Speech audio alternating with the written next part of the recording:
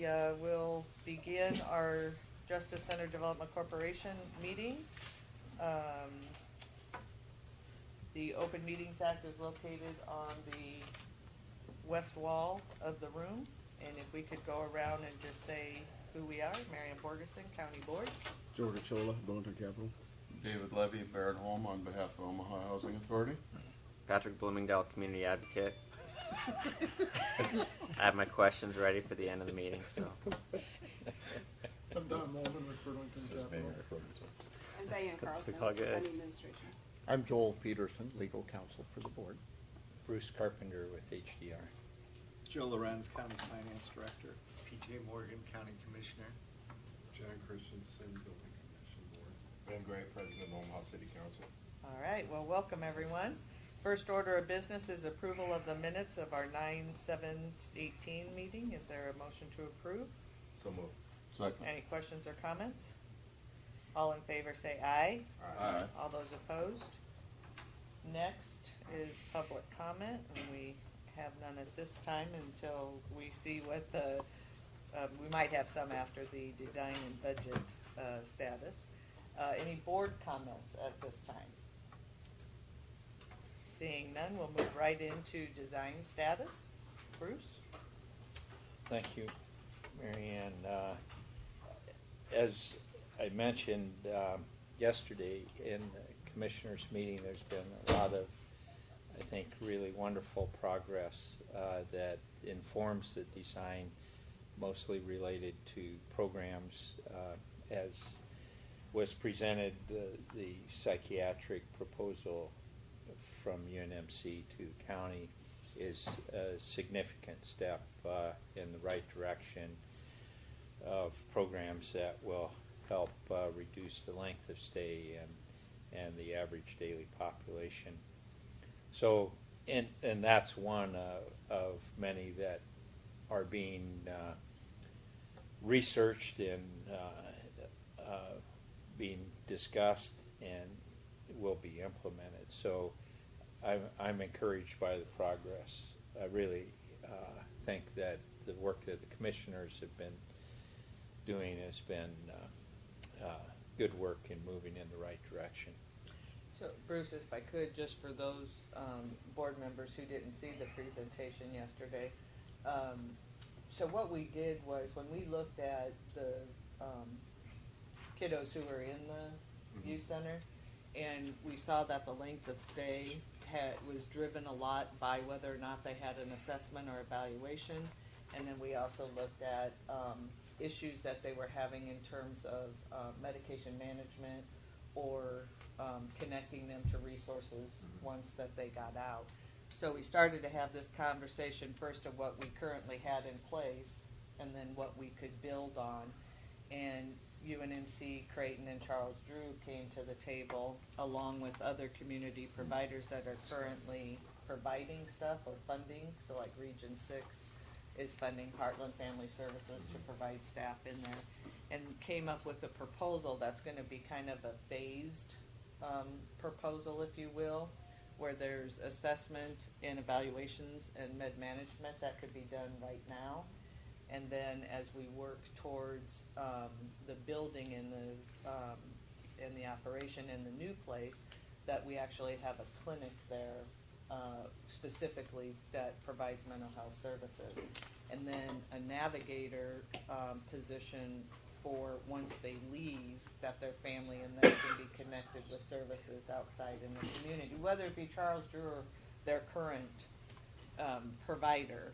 Because again, as we said yesterday, a lot of times it takes a while to build up trust with these kids and families, and so we don't want to break that cycle.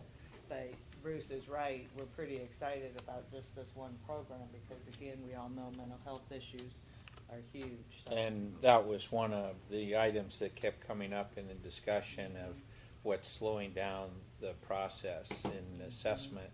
Not enough psychiatrists available to do the assessment, so that's going to also help in that regard. I think that's absolutely critical, and what the potential is for the future of helping these kids change their lives and their families is critical. Right. So beyond that, we presented to both the executive committee of the Chamber of Commerce and the full board of the Chamber of Commerce, and I think there'll be a resolution by the chamber to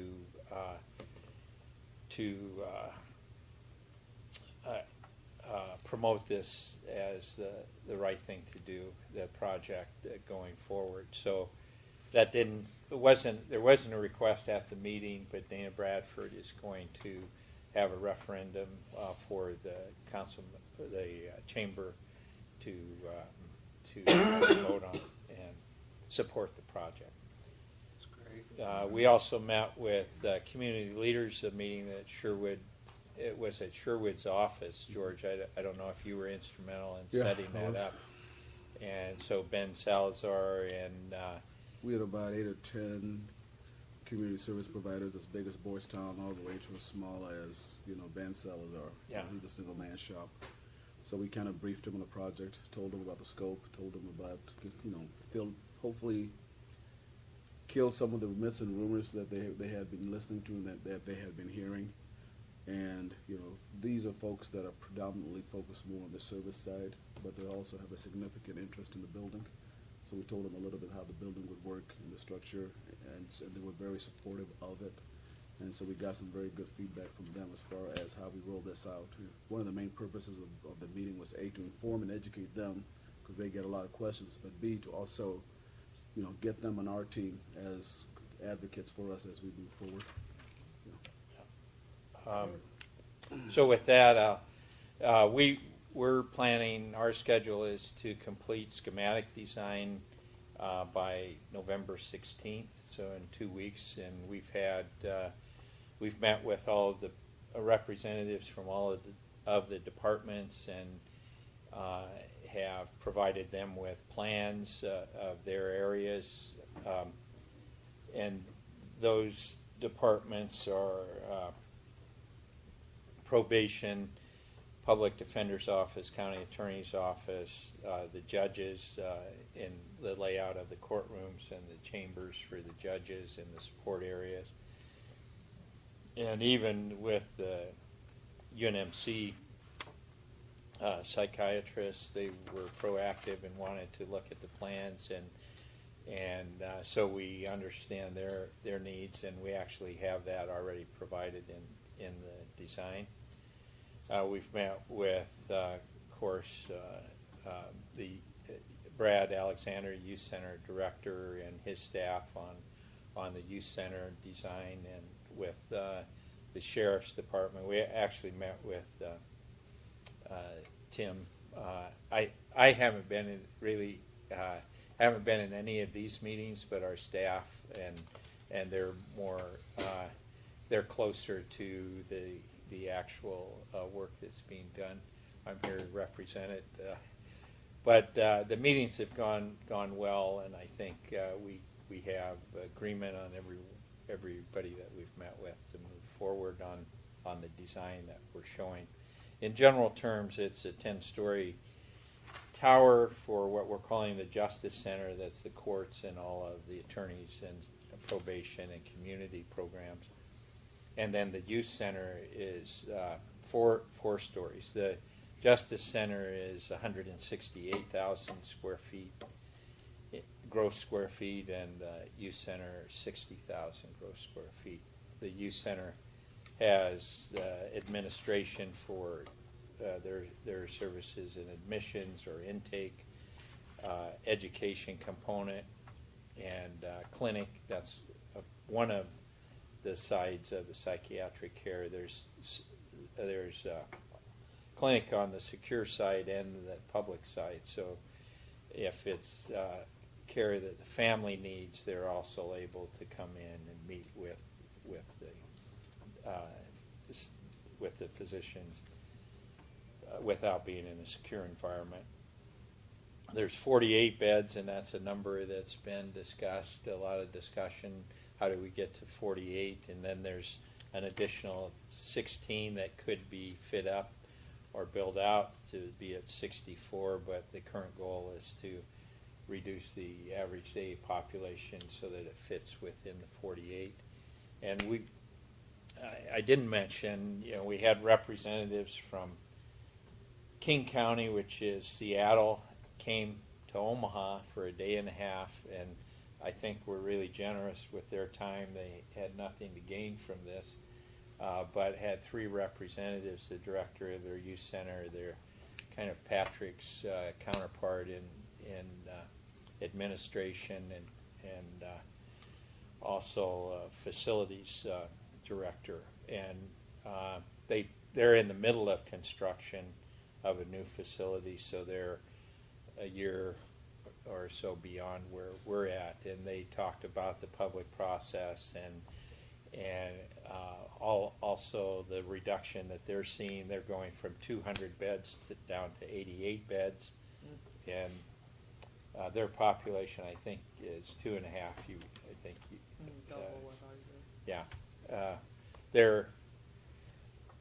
so it was really good to learn from them. They're using a different process. I actually think our process is they're using a design build. I don't think we've talked about this, but No.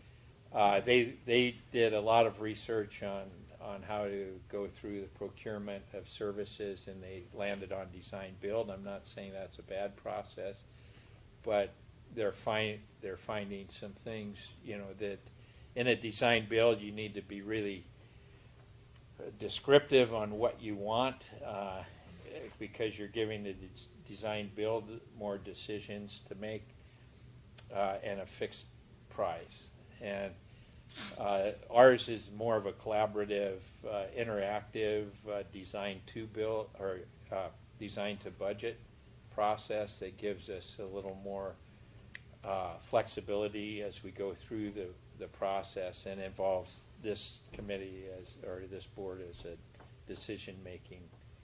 So if we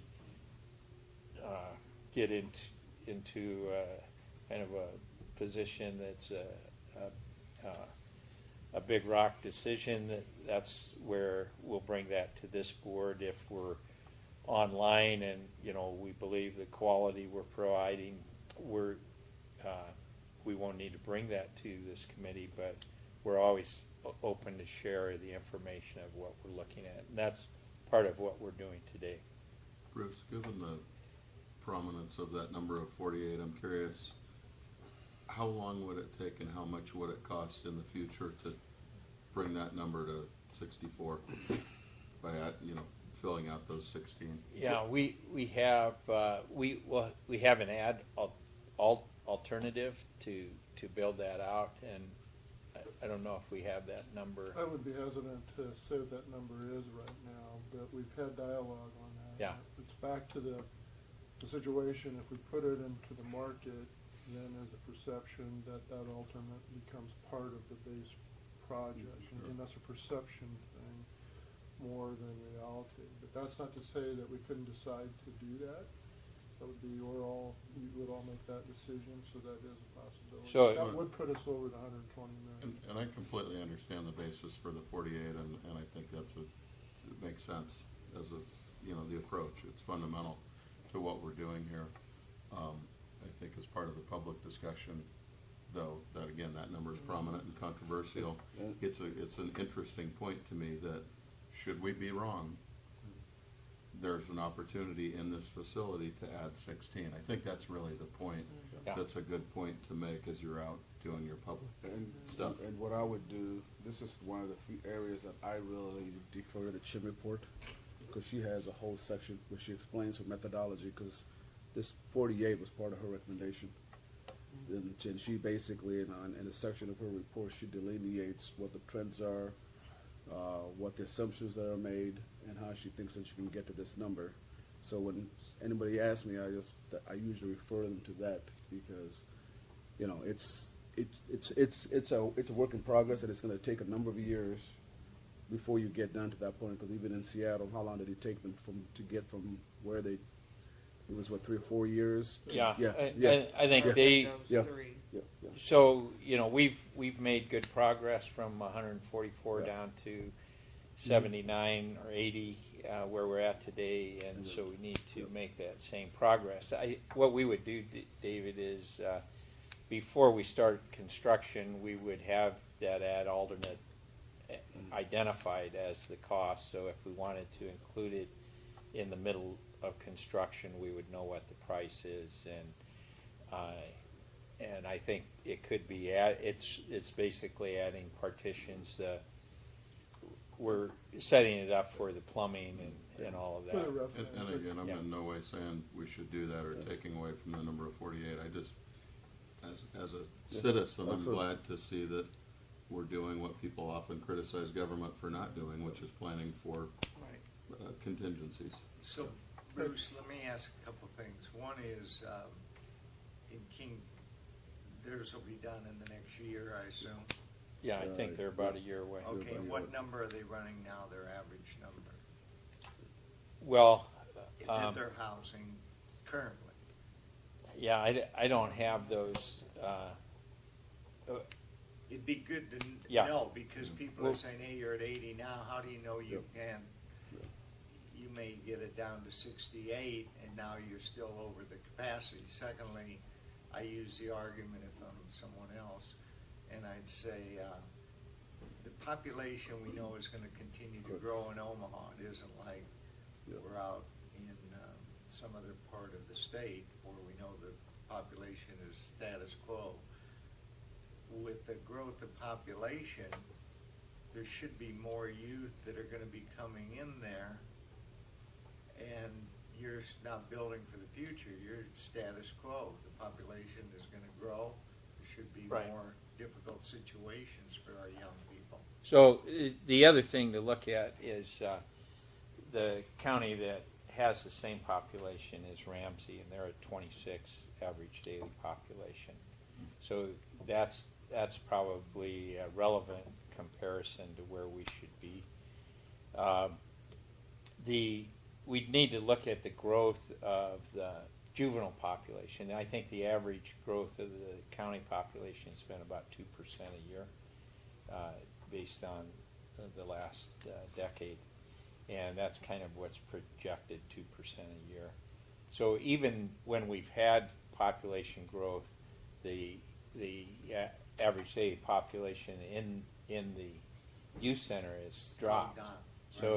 So even though you're having growth, the youth center population in detention is going down, and they've had protests in King County to have zero detention, as recently as July. And the thing is that everybody's looking and believes that if you can put them in an alternative, it's a better care and a better experience for the kids. So not to put them in the youth center, And I think build PJ, alternatives. one of the things we've learned in talking to one of the things at least I took away from it, I don't know how the rest of the folks that heard the conversation, was it's the team effort. The prosecutors have to change their mindset. The judges have to change their mindset. The police officers or the cops who arrest these kids have to change their mindset, because that's where the whole thing begins. And so that's where, like, Ramsey, was it Ramsey or King County? They were talking about they got to make whoever makes a call to put the kids in. There's Yeah. a whole different process that I've never heard of that we do here, in terms of who makes that decision and who goes in. And so part of the thing is, as we move forward with this, the whole system has to have a mind shift away from just arresting kids and putting them in detention, as opposed to putting them in alternative tracks before you put them in detention. So that's one of the things. Even if the population grows, I think still the gatekeepers have to have a different mindset than they do now, and the team effort has to be there between probation, courts, county attorney, public defender, as well as the police officers. And so that is, when you go to Hennepin County or Ramsey County, I think that's one of the things I think you'll take away, because you were telling me about they've got this group of folks that make a lot of these decisions about these Yeah. kids. Yeah. Yeah. Yeah. And I'm anxious to go there. And then the other thing we heard yesterday was, you can't just look at how many they have in the downtown facility. They've got another facility out. I'll be anxious to. So just an update on that, and David Lemke made a call yesterday during the meeting and handed me a note at the end, and I do remember them talking. That's a rehabilitation facility. That's not detention. So they're two separate things. And so the one on the that's north of the city is rehabilitation. So the discussion at the previous commissioners meeting, why are we sending kids out of state? It's because we don't have good rehabilitation services here. That may be something that to consider long term for the 42nd and Woolworth site to build a rehabilitation services unit there. Because right now in the state for addiction, it's in O'Neill, and that's the discussion at your previous board meeting. Why are we sending them to Canyon? And that is totally rehabilitation for That's totally- drug addiction and so Yeah. on, and we don't have, okay. Right, And yeah. that's good to know. There's So so we- much yeah. misinformation out there that it's Yeah. trying Yeah. Well, to, that's on purpose too. and but- those are the statements that seem to be repeated Sticky. and repeated. Yeah. Yep. Well, the one other factor, and I don't know how much of a factor this is, but in King County, in a lot of other jurisdictions, probation is a county function. Yeah. Here, probation's a state function, and I've long wanted us to have probation. I think it'd be more cohesive as a real partnership with the other county departments, but I don't know what effect that would have on smaller counties where the state provides those probation officers. If the other smaller counties have the ability to take that over, Is that a legislative change? it would require that, because right now it's under probation's under the Supreme Court. Yeah. So. I agree. I think in this case, probation is very open to taking on more at home kids. I think yesterday it was mentioned there's 15 capacity for 15 more to be in the home program. But they're not being, Referred. they're not being referred to them. So Yeah. that's the thing. So the trust. Probation makes those decisions about whether or not kids go into detention and intake, and they're the ones that do the overrides with the RAI assessment tool. So I don't know. My gut tells me if probation was a county function, we'd be able to get a better handle on that. I can't argue with Is that. that something that the Supreme Court, rather than the legislature, could do? Could they delegate that from themselves? I don't know. I'd have to look into that. I thought it was a required change in state statutes, but I don't know that the Supreme Court would want to give it up. And I don't want to take on, so be careful what you wish for from a financial Yeah. The funds perspective. would have to come with The it. funds would Yeah, have to come with would it. Yeah. have to come. But I think that's a conversation. Yeah, worth that's a having. good point. Yeah. I think one of the things too, Bruce, that I caught it right with King County and discussions that we had with them, one of the key things, and this may play back to what you're bringing up, Patrick, is that when a kid essentially is submitted into the system, before they actually go into detention or anywhere else, they'll see a judge the next day at the latest, if not the same day. Whereas I think a lot of right now, the kids are detained before they get adjudicated even, relevant to the time frame. That's a huge thing when you think about it. Mm-hmm. And then particularly if we can marry that up with UNMC and some of the psychiatric, care and assessment, that would really improve, just those things right there would immensely improve, I think, the turnaround. And actually the diversion of rather than sending kids to detention. Well, and I can tell you that when we first started talking about, and Ben will remember this too, that when we first started talking about the Juvenile Detention Alternative Initiative, there was a deliberate focus on that issue, and that the population of our youth center dropped dramatically when we built those alternatives up. When you take your eye off of something, even for a little bit, and this is what happened, is you can see that length of stay starting to come up, and we didn't refocus and figure out soon enough what the issues were. So I think by, again, refocusing and having that intentional focus on those alternatives to figure out what alternatives we need, whether they're already there and we need to build capacity, or if we need new ones, Right. like a rehab, Yeah. what is it? And then for the question or comments yesterday about the growth of the population, yes, we may have more youth, but that doesn't necessarily mean they're automatically going into our youth center, Mhm. especially if we have those Right. alternative programs. Right, and that's the trend. It's Right. not Mhm. not to Right. have them. So I think in addition to the alternatives to detention, which is JDI, which the Mhm. county's a member of, the kind of the environment of the youth center also is changing. It still needs to be secure, but as I mentioned, the design aspects of youth centers in the past have come out of the corrections side, and now it's looking more, since it's not intended to be a jail for kids. It's intended to be a place where they're waiting until they're adjudicated. The environment should be more respective and have more dignity, and trauma informs a word, but to even be more of a restorative environment for the kids, so they're not thinking that they're in a correctional facility. And that rehabilitation that you brought up is so important, because that hasn't, even myself, I hadn't heard that before. Yeah. I've heard about it being sent to Arizona, wherever. Right. But it is rehabilitation, and that's something for us to have more discussion about. I want to ask you a question about the 16, the number of units that can be increased. You're going to have, I used to build a lot, the plumbing roughed in, Right. so that Yeah. we're not going to be Correct. doing that. That's So exactly right. That's the Yeah. most important Correct. part of that space. Right. It costs some money to rough it in, but man, it costs a lot more money if you decide to do it in 2 years. Yeah. No, it'll be roughed in, so the fit up would be the partitions Right. and the doors. Perfect, Yeah. yeah. And I think we need to get that message out in Right. what's going on and how we work at that. And Yeah. We so- do that as a separate module, which would already be isolated. But it's a very valid point that there's no better time to take it to market competitively than in the beginning.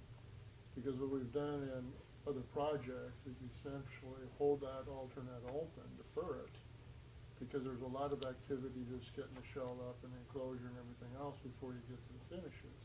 And then buy that alternate if there's opportunity or desire to do that.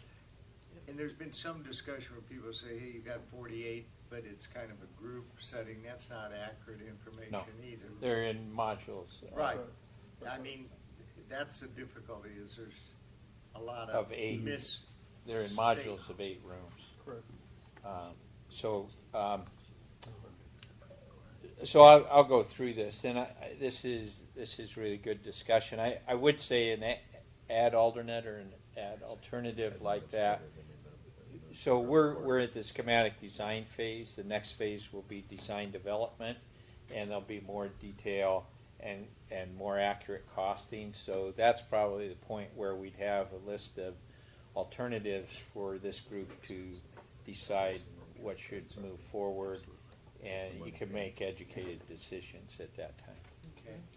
Might entertain the courtrooms also, because keep in mind, we're building 6, but we're providing the shelved space for 2 additional courtrooms. So the same analogy could apply Yeah. to that also. Thinking that we're probably 3 years out before we're ready for occupancy. So I have a question on that, because that's the first time I heard that we're not building 8 courtrooms, we're building 6 courtrooms and showing out the That's other correct. 2. That's correct. So that's a difference. So what does it mean to shell them out versus actually building them, and what would be the cost to build the 2 additional courtrooms? So again, we would identify that fit-up cost for those 2 additional ones in this process. So at the end of design development, we'd have a cost to fit those up, and you could make the decision at that time. Yeah, But- because it's the 120 million includes it shelled out, not Right. built. Right, and that has been the That's been the program. case. That's what we Yeah, have okay. been discussing Okay. in this group. All right. This slide shows the site plan and the Justice Center, which is a 10-story building, and the Youth Center, which is a 4-story building. It shows a public court yard area on 18th Street. It shows a connector to the basically the center between the Hall of Justice and the Civic Center, and that would be a secure connection for the attorneys to move to the Hall of Justice. So the $120 million budget that's presented is the Justice Center, the Youth Center, and the Skylink, and that's what's described as the project that we've been designing to. The 18th Street development would be privately funded, and that's been proposed to Public Works, but we haven't pursued that too much until we know that the private funding's available. And then the parking garage would be a Public Building Commission project, and that's what Paul is looking at alternatives there, Paul Cohen. So those are the components.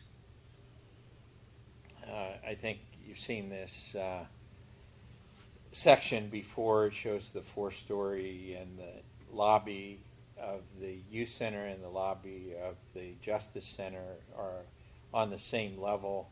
There's about 1 level difference between Harney Street, which is on the right side of the screen, and Howard Street, which is on the left side. So it's a 2-story lobby. You can enter at Harney Street or Howard Street, and that's the community and public space. And then the court support, and then 2 levels of courtrooms and judge chambers, and then probation, and then public defender and county attorneys above Bruce? that. Yeah. On the side for the kids, levels 2 and 3 simply say housing. Is that where service is going to be? Yeah, so there'll be education and a day room. So they'll spend most of their time in the day room. They'll eat their meals there, and you'll see some images of that as we go The forward. only reason I raised that is somebody's going to say, you keep talking about supporting these kids. Right. Where the heck is it at? Right. It's all in their space, and I'll show you a diagram of that. But there's programming Yeah, in the court, in the in the community Justice lobby. Center Right. as well. Right. So Right. some of the community services can also. Yeah. I Yeah, just think that would be helpful, not to have confusion early on. And there's an internal corridor between the two, so the kids can move to the courts or to probation, or probation officers can move. So it's immediate communication opportunity. So these are just we've continued to refine the design elements, but primarily the east side is all public elevator lobby or meeting rooms. If it's on courts, there's some meeting rooms for family and attorneys on the east side, and that's on the same side as the courtyard at 18th Street. So those interact together, and then the rest of it is more of a solid. That's enclosure. It still has windows. The two levels with a little more glass are the courtroom levels, and that's trying to get daylight into the courtrooms, which is something that you see more often. Actually, we still want to make sure that the courts have the importance that they deserve, but at the same time, they're a little more casual in their environment, so it's not as intimidating for the kids and the family. And I think the only attorney is George in this room. So. Oh, Dave. There's actually 1, 2, 3, 4. He's And building. 5 of us. 5. We about outnumber you. Bruce, come on, you can't go to a meeting and have only one attorney. That's fewer than yesterday. I think the idea here is, again, to have respect and dignity for the kids and the family, and that's the primary reason we're doing the project, is because the existing juvenile justice courtrooms are really strained, and then the public area around those, they interact with the adult court in some cases, and so this will be oh, Joel's here too. And Diane. Sitting right next to you. Diane, Joel, Patrick, David, Oh my and gosh, George. yeah. You're loaded today. Yeah. Chris, you went to law school, didn't you? Walked through a lot. Bruce, real Enough. quick to that point, though, I was actually in a courtroom, and I don't remember where in the last month, and it had windows and natural Yeah. light, and it kind of struck me, because you Yeah. don't It's see the that. difference. It was really nice. Yeah. And it didn't take away from The court. any sense of being in a courtroom. Right. So Add to it. that's and we're developing an image for the courtroom too. We don't have it quite ready to present. So this shows the lobby into the youth center and the lobby into the justice center. The size and scale of the youth center is very similar to the library that's on the diagonal corner. Same material. It's a brick and a light-colored brick. So there's some composition with both the neighbors across the street in the brick material and the scale, and also the library that's on the same site that OHA will occupy. So those are some of the cues we took for the design of the youth center. We want to make the youth center kind of celebrate the justice component of both buildings, that justice is a civic responsibility, and it's not intended to be a negative, have a negative appearance or sense to it, that it's more about justice in the community. So that's the reason for the public space and to have the two lobbies adjacent, that it's all part of providing justice in the community. It'd be great at some point somehow in the future to take this all the way north on 18th to the federal courthouse. Where there and is, have truly a civic center. yeah, and there's that bosque of trees in front of the federal courthouse. That's on 18th Street, so Yep. there is that. Really have Linear. done that one block. Right, right. So these are intended just to be representative of the level of work that we've done, but this is the 4 of the 8 room modules, and so the education is in the core. There's multi-purpose rooms, which are meeting rooms. There's outdoor space, and then the center area is shared space for their daily activities. And then the elevators that come up, and this would also then connect to the courtroom on the north. This isn't the one that has the corridor, but would travel to the north. So if we shelved one of these, it could either be one side, or it could be this side and this side, whatever makes sense for 16 rooms to be shelved, and they would be roughed in for the plumbing. Okay. So these are just intended to kind of give an idea of the meetings we've gone through and the level of detail and planning that we're at. And we just have 2 floors. This is the courts. There's four courts on 2 levels. So again, if we shelved 2 rooms, it would be probably an area like this. It's pretty significant. But there's also a cost. So why would you build out 8 rooms if you only have 6 judges currently? But it is planning for the future.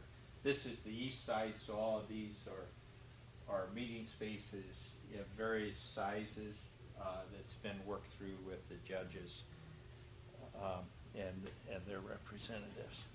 Some of the courtrooms that we've been able to tour actually don't even have the judge higher than. It's more of a Yeah. circular kind of conversation that happens. Right, so that is something that I wanted to talk about because we do now still have the bench at a raised level, but I was thinking, that's at least a discussion to have with the judges. I think that'd be very well worth it, Yeah, especially if we're trying to follow the trauma-informed environment. Are they starting to do that in a lot of other places, Yeah. have it all at the same level? Yeah, I've seen some judges even walk down from their bench and they have circular conference rooms set up. For example, the judge in what's Fremont, Dodge County. Dodge County.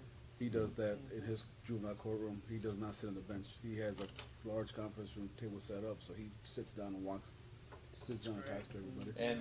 and Judge Kaler has offered to have these meetings in his office or chambers, so all of the judges have participated in that.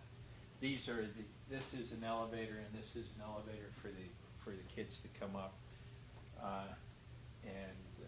so the corridor below would connect to those and be secure, so they would still be walked through probably by a sheriff, but they're just walking, they're not handcuffed and shackled, so the movement's pretty easy. So that just gives you an idea of where we're at in the planning, and we have the same level of detail on all 10 floors and for the whole building, the entire building. One other programmatic idea that I don't know who, well, probably the whole group, the youth center, the courts, the sheriffs, but having the kids be able to appear in court in regular clothes rather than their jumpsuits is another Right. thing that I'd like to look at. We let adults do it.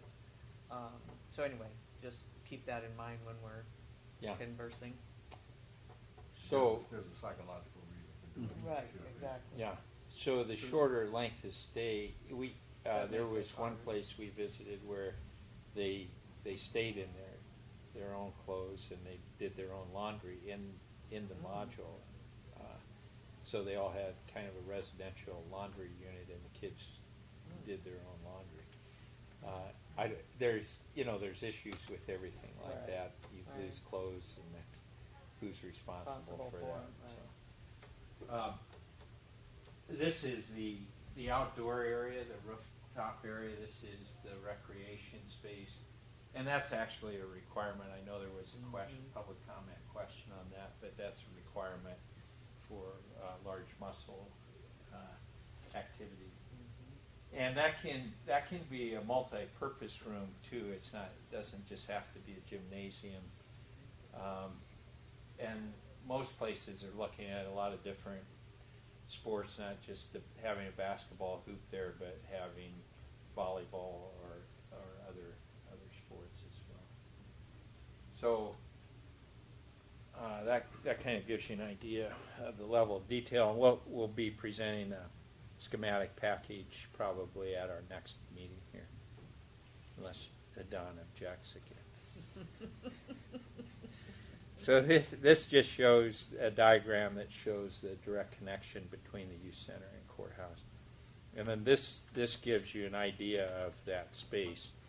So if you remember, the outdoor space is to the left, and then also view directly at the end of the room. These are 2 4-top tables, so groups of 2 out of the 8, and we talked about should it be an 8-top, and I think that's something we could ask the kids that are currently in there. So it's 1 table, is that better, or is it better to have 2 4-top tables? Because they eat every meal together, and I think that would be a question, would they prefer to sit together as a group or have some options there? Get some of Brad's input Yeah. also, Alexander. None of those rooms would be where there'd be 2 use in a... No, they're all single rooms, and I think they're only allowed to be in their room 2 hours. So they're out of their rooms most of the time, either in education or in this setting that's a little more casual, but still secure. And there's 1 staff for kids. And, you know, there's furniture that we've used that's durable but not institutional. The next image is, it's a simple room. It's got a desk and a bed, and then behind that partition is where the toilet is, so it's not, you know, visually there all the time. And then daylight, that's a translucent panel, so it's not a vision panel, but the thing, if you're laying in bed and you open your eyes, you know whether it's day or night. And I think that kind of circadian attachment to daylight is important. Bruce, you've been at the Boys Town facility over toward Pacific Way on the west end, where they have the young kids, 5, 7 years old. I haven't been there. You may want to visit that. I went out there for a couple hours and they wanted me to come out, but, you know, everything there, pretty interesting. There isn't anything, a doorknob or anything else where you could put something so you could possibly Right. hang yourself. Right.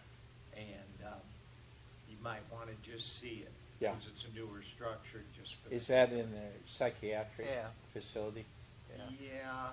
It's for their Yeah. behavioral health, yeah. Yeah, But these behavioral kids health. are 5, Yeah. 7, and they're not there for a couple days. They may be there for a couple Yeah. months. Yeah. Pretty sad situation. So we looked at that too, and all of it needs to be durable because the kids act out and Yeah. they will scratch the glass or scratch the door or They've got everything pretty good, but they also have it so there just isn't anything Yeah. where you could use, even if you had a rope, you couldn't tie it around anything. You have to do that in the beds now. You can't have anything Right. where they can That's do right. that. Or Yeah. windows or Yeah. blinds. right, right, yeah. So we'll go look at that. And then this was actually an earlier image of the outdoor space, and both Ramsey and Hennepin left theirs open. I love this picture. And so we're still not sure whether that would be open or closed. You can throw things over the wall, or somebody could today. Or you have I mean, snow. well, this would be outdoor space, so it's going to be outdoor anyway. You need an outdoor Just like we activity have now. space. But if it's not open, what do you mean? How would it be if it wasn't open? It just If would it's be glass? open to the sky. Kind of like the healing garden at the cancer center. Have you been through that? Okay, yeah. Yeah, it's just open like to the that. sky. The thing is, now, somebody could even have a drone come over and drop But, drugs. And see, or that's whatever. interesting. I'm Contraband. glad you brought that up because this is something that's been brought up to me, and whether or not we can remove the razor wire from the current facility. Now, the razor wire was initially put in because we were having not to keep people in, Yeah. but to keep things out because Yeah. people were throwing things over, contraband over. So that's why the razor wire was installed. So now the question that's been brought to my attention and request is should we remove the razor wire from the current facility, regardless of what we do, going forward, Yeah.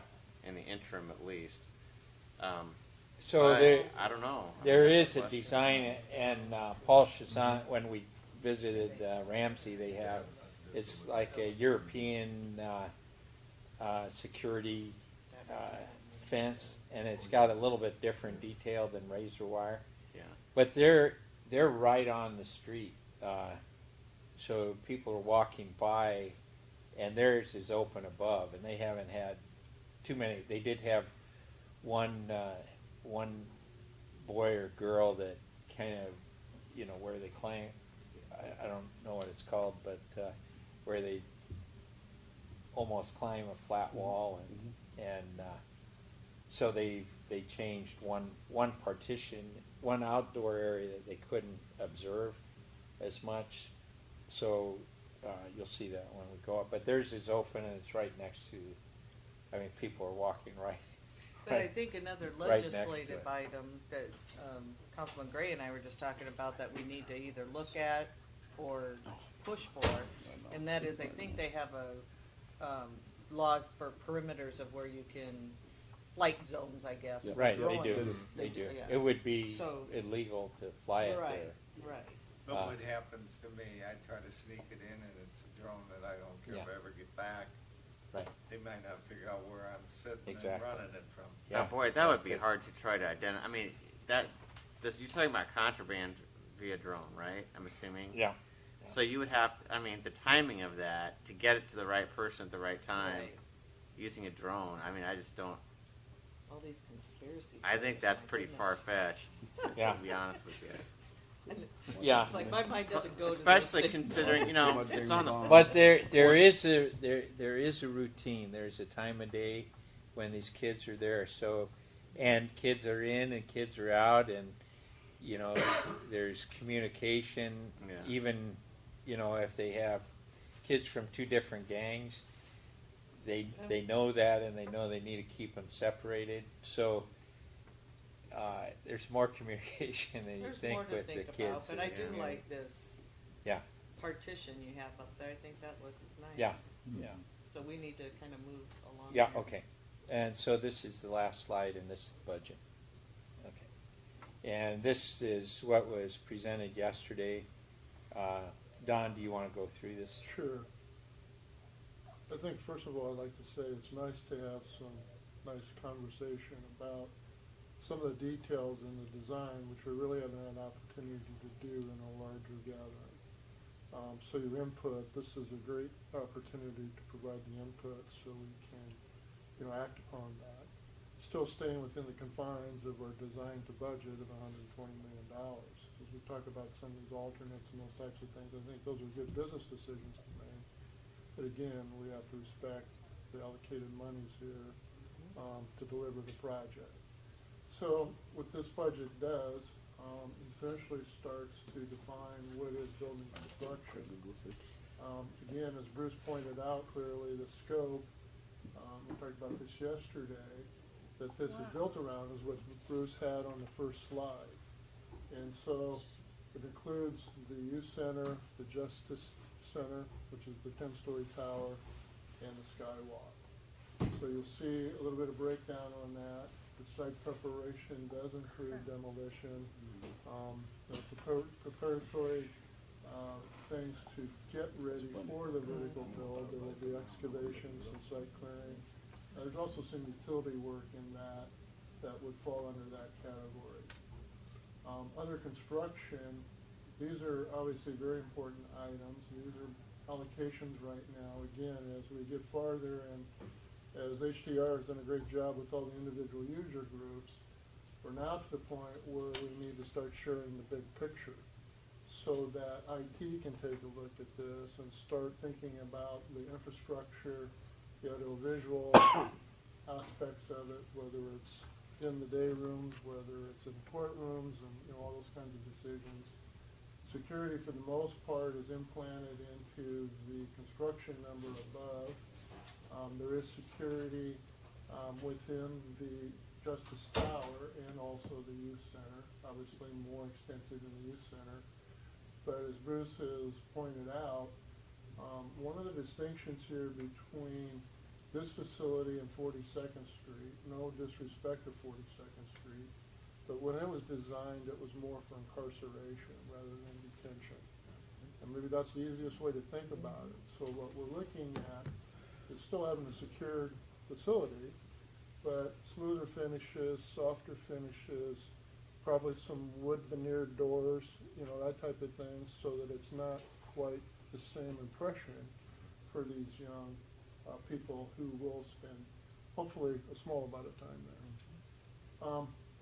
So then moving into non-construction, there is an allowance, and Bruce, if you could move the slide up just a little bit, please, for some furnishings. And I want to point out that this is for common areas. It doesn't include new office furniture for all the attorneys and the stuff that isn't going to be generally seen by the public. But obviously the lobby, we don't want to slight that relevant to, furnishings, seating capacity. Courtrooms would also be included in this from the standpoint, and maybe if possible, we put a few pictures on the wall or some artwork or something like that as part of that. We'll see. HDR's fees are then identified first off under project design and management. As we look at these numbers, I think, as we discussed it as a group, it's good to get it out there so we can answer some of those questions. But if you look at that $7.3 million number, that's a 7.25% fee based upon the construction items above, which is very competitive, very reasonable. The independent design consultants are things that for due diligence, checks and balances from an owner's perspective become very important. Swales report. So the borings that have been done falls into that category. That provides a criteria for the structural design. The vibration and acoustics, special consultation in that can also affect structural. The wind study definitely affects structural from lateral loads and the logistics associated with that. Curtain wall is the building envelope, elevator, food service and laundry, and audio visual. So those are all special ingredients.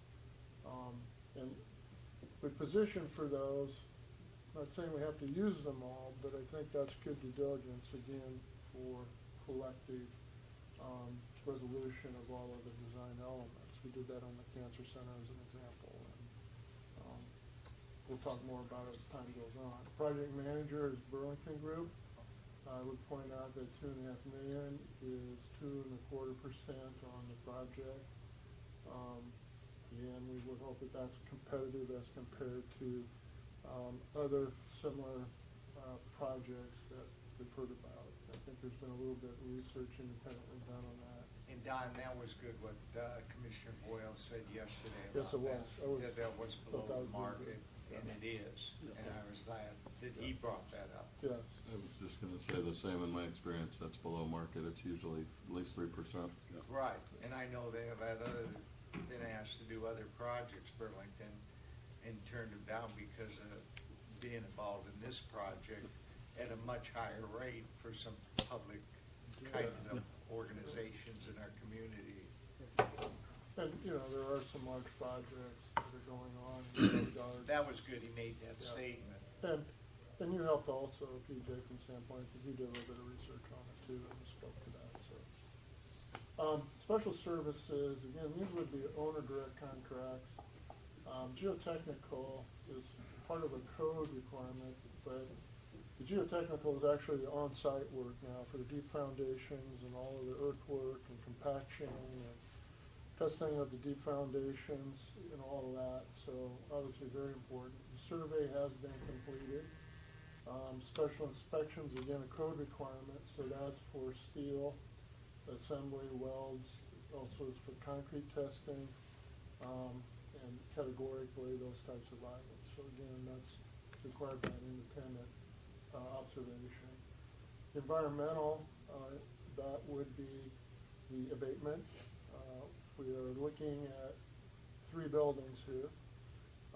So each one of them may have their own unique characteristics. When I say the 3 buildings, OHA obviously, .com, and then the Marcy Mason space.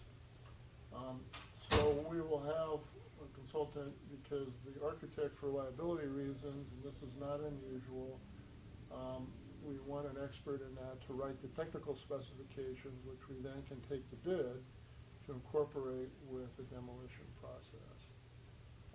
And then we would need them available during the abatement to observe and document, so there's no look backs, air quality, all those types of things, particularly in a downtown area. And then also to certify that the buildings have been cleaned. And then we're able to do the demolition.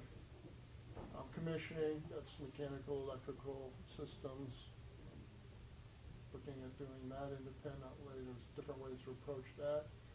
And as we've talked to this group before, the independent cost consultant, for checks and balances purposes, we have done that initially here on our concept design, which was approved by the budget.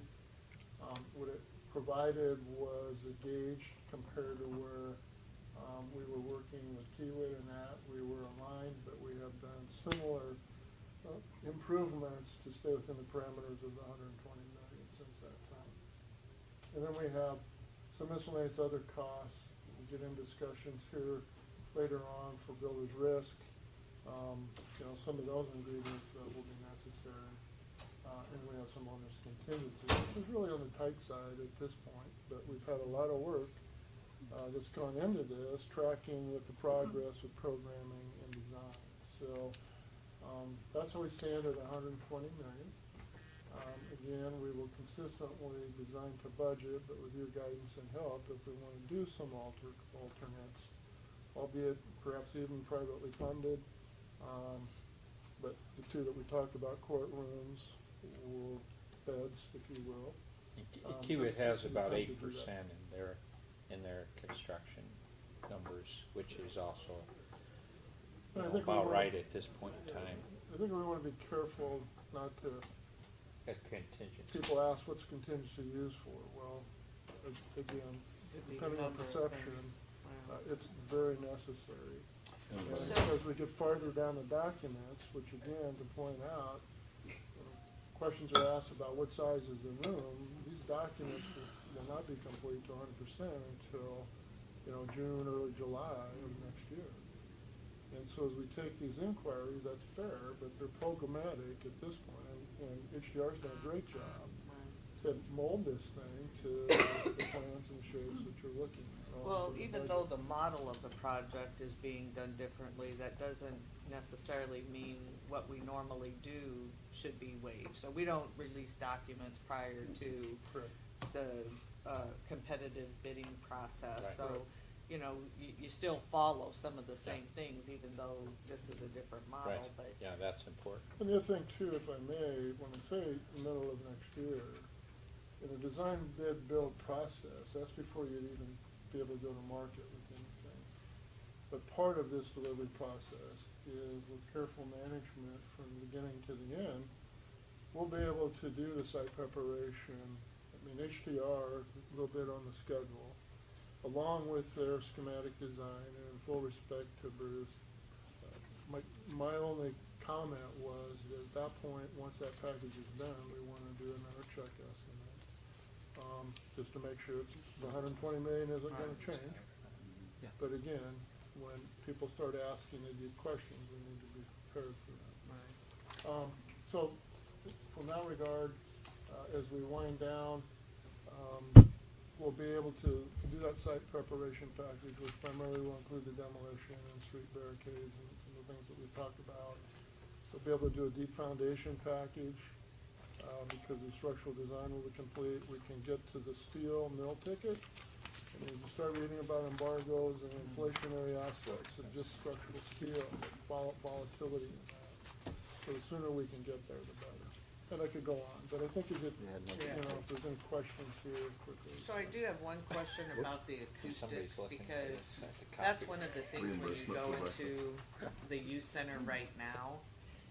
The acoustics are, what do I wanna say? Challenging. Well, yeah, I mean, you feel like you're in a jail. feel like you're in a jail. Yeah, It is a with the acoustic piece of it, and so I don't know if that's something when you're looking at the designs and speaking to folks with the Yeah. updated ones, what can be softened in that Right. area. Yeah, it's it, and we want to do that. It's really hard in the youth center because the surfaces need to be hard to Hard, maintain. right. But we're looking for a way to do that because that does make a difference. It does. I think Mark Kraft even mentioned, just the lock of the door is kind of something that Oh, kids yeah. remember. Yeah. When the door's shut and it's locked. So, Right. so those are the things we're going to focus on. I think, if I may, Don was talking about this contingency number. Uh-huh. What do you got, a 34-month construction schedule? Yep. That's a big number. So when you're in the public sector and you're in the adversarial mode with your attorneys, that's what they do, right? They're gonna say, at the university we always used to joke about, well, you can't buy band uniforms with that, right? And that is the problem with this big number. There's gonna be lots of things that come up at the Public Building Commission, at the county, at the city, where $5 million would make a huge difference. And the benefit of this layer, this Development Corporation is you've got your project hat on here. And you see you need that till the end of a 34-month construction cycle. It's a hard problem. You're probably going to underestimate how hard this is. But it's very hard to put a big number as a contingency because everybody will second guess how you want to spend that on this project. But if you've ever remodeled a kitchen, you understand. Yeah, we would typically recommend 10% at this point, but we've, as Don said, we've gotten a lot of detail. There's going to be market conditions that come up that are going to impact that. Everything in the future is going to impact that contingency. Is this document a public It's public. Yeah. document? It was presented yesterday, it's the Yeah. one. Right, it was at the county board. So Yeah. yes, Yep. you may share that. So any other questions on the budget or the design? I think, you know, from the looks of it, there's been lots of work done with, the folks. Still more obviously to detail on like the youth center rooms and stuff, but. Yeah, that's really the excellent next work, phase, Skip. the design development phase. All right, we don't have any action items today, and so we will adjourn. Okay. So one quick comment, Yeah. while we're all here. adjourned. Before we're Just- adjourned, Oh, before we're adjourned? sure. Okay. For my purposes, I know the questions will still come. Why do you need this board? Why do you need this layer? Can't the county board do this on their own? Short answer is, of course they could. Better answer is, what you're doing here, striving together to do this right, is different.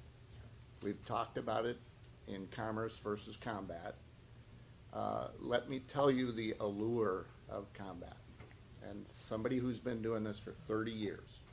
Joel, it's too bad that Chris isn't here to give you comments, truthfully. I know, Fair enough. even the first part. Is, I mean, his yeah. bag's here, I don't know what you did with He it. took a phone call. Oh, because it'd be nice for him to hear Yeah, why yeah. you need it. He'll listen to the tape. Well, I think your point is well taken, because I had to address something just this morning, that he wrote in the paper that's not quite accurate. Because he wrote that the city council, it could be interpreted the way he wrote it, that the city council has to approve the bonds, and we don't. We have to approve the agreement, not the bonds. Right. But the way he wrote it, and what it does is it when you write it in that fashion, and you make that kind of a mistake, it gives people who are opposed to what we're doing some ammunition. And I'll give you a good point. The mayor had a town hall in my district this past Monday. And typically council members go, so I went. And there was the little small group whose intent was to undermine this project. And so they were asking, they wanted to ask the mayor about, her position on this. And the mayor was very clear that we need the project. And then they tried to get into a debate with me about it, because the mayor said, I don't know as much about it as Councilman Gray does, so would you? And I began to talk, and this group, whose only intent is to try and derail this project. And so I said, well, let me, rather than me, sit here and try and debate with you guys, let me just say this. I'm not changing my mind, I'm not changing my vote. So y'all need to go pick on somebody else, because I'm not changing my mind, I'm not changing my vote. Bottom line. So is that why they called me? But, so you gotta, there are those kinds of things that are out there. Sure. And so we need to, I was telling them, where was Chris? Well, Chris isn't here. But anyway, because I called Chris this morning when I saw the article in the paper, I called him and told him, I said, that's a little inaccurate. Yeah. We don't, the city has nothing, only thing the city does is approve the new agreement. Right. And what if the city didn't approve the agreement? then we wouldn't, I don't know how we would not approve it though, CJ. Yeah, I because- just wondered. Yeah, I don't know how we would not. It's a procedural hurdle. It's a Yeah, it is a procedural thing. I don't know why yeah. we would not approve. I mean, I Right. think we'd have to be, And that's where the guns are gonna get turned to now. I think somebody would send some drones over for some drugs. The only way we would vote again. But I mean, there's. That's an the next effort. battle line. That's the next battle line. Is they're gonna come at your guys as hard. Oh, they've come at us, but, because I got the email from Yeah, Pete this yeah. morning. And I said, Pete, that's not right. And so I said, well, let me call Chris, and Chris is writing a correction article today. Because also by that being wrong, it gives people a false sense of an opportunity to Yes. participate in the Right. public process. Yes. Right. We don't want that either. Right. Yeah. Right.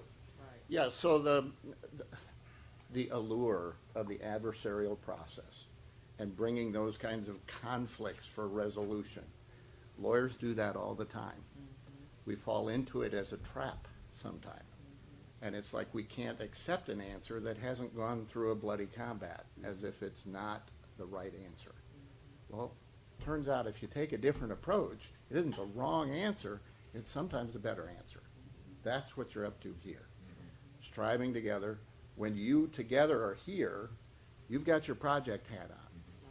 You do have interests that you're bringing to the table. So you're going to hear that criticism as well. Not all the stakeholders are here at this table. There's people missing. That's absolutely part of the puzzle here, right? So how did this group get put together? It got put together because it's the right group to get this done on time and on budget, which makes this project special. So there isn't a special project that doesn't get completed, right? What makes this special is doing it, getting it done on time, on budget. And that we have to keep in mind as we continue the on-budget part of this group's responsibility. Right. And working with Bruce and others. We may have you at another meeting state it again, Okay. so we're reminded of it, because I'm very. This is forgetful. commerce, Right. not combat. We're striving together. Right. We've got the Yeah. designer here, we've got the project manager here. We've got the group together to work on this in a problem-solving way. I would say the next meeting on the youth center, the next commissioners meeting where we're kind of wrapping up schematic design, that would be a good time Good to time. Yep. reinforce the process. Yeah. To keep Yeah. I'm not sure reinforcing. all the commissioners remember that process and that they approved this Right. board to take that on. Right. Okay. Thank you, Joel. Good. With that, is there a motion to adjourn? So moved. Second? All in favor, say aye. Aye. All opposed? Yeah. Thank you all. Think so. Appreciate